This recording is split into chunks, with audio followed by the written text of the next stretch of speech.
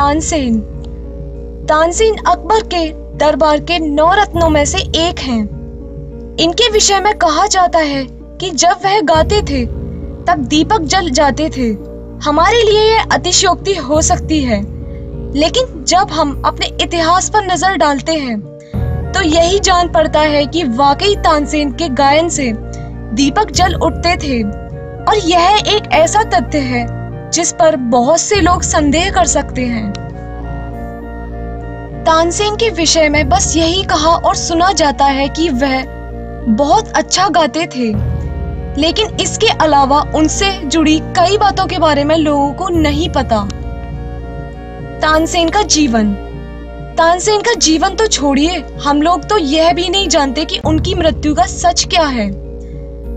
तानसेन की मृत्यु किस कारण से हुई और किस वजह से हुई, यह सवाल बहुत दिलचस्प है।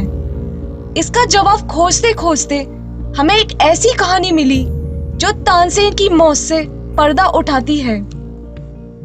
तानसेन की मृत्यु कैसे हुई? इससे भी ज्यादा दिलचस्प यह है कि उनकी मृत्यु किस वजह से हुई। तो चलिए आपको भी आज बताते हैं तानसेन की मौत का राज। अकबर के दरबार में 9 रत्न थे और उन्हीं में शामिल थे तानसेन। तानसेन अकबर के पसंदीदा गायक थे। वे उन्हें इतना पसंद करते थे कि उनकी कोई बात नहीं टाल पाते थे।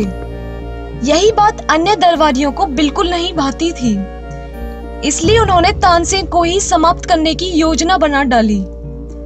सभी ने मिलकर अकबर से प्रार्थना की कि वे तानसेन से राग दीपक गाने को कहें।